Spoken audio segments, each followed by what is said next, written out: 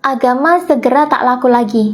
Di abad ke-21 ini dan seterusnya, agama dan rumah ibadah segera tidak diperlukan lagi.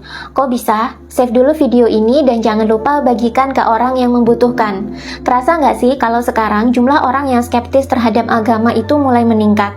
Bahkan ada yang beralih menjadi agnostik, ateis, atau justru lari ke spiritualitas. Ternyata ini sudah diramalkan sejak abad 12 oleh Joachim of Fiore.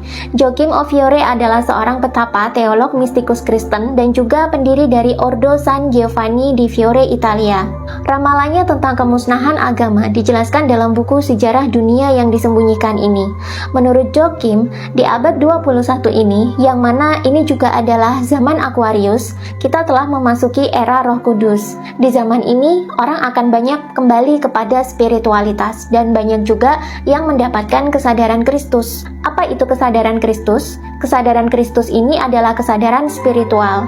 Manusia yang mendapatkan kesadaran Kristus, maka ia juga sadar bahwa di dalam dirinya ada percikan cahaya ilahi yang merupakan diri sejatinya, sumber dari segala kemanusiaan dan kasih sayang.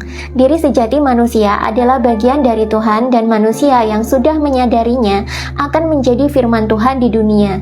Orang yang sudah mendapatkan kesadaran Kristus ini juga disebut sebagai orang yang tercerahkan. Jika manusia sudah menyadari ini, maka manusia bisa jadi tidak memerlukan agama lagi, karena tanpa agama pun manusia sudah tahu moral, kemanusiaan, kasih sayang, dan bisa menemukan jati dirinya.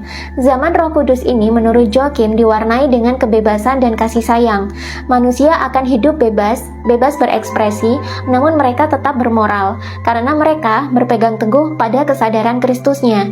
Ini berbeda dengan dua zaman sebelumnya, di mana zaman pertama adalah zaman Perjanjian Lama atau zaman Sang Bapa yang dominan menyerukan rasa takut dan menuntut ketaatan umat untuk menyembah Tuhan. Zaman Perjanjian Lama ini bertepatan dengan zaman Aries, yakni 2000 sebelum Masehi sampai 0 Masehi. Yang kedua adalah zaman Perjanjian Baru atau zaman Sang Putra yang ditandai dengan lahirnya Yesus Kristus.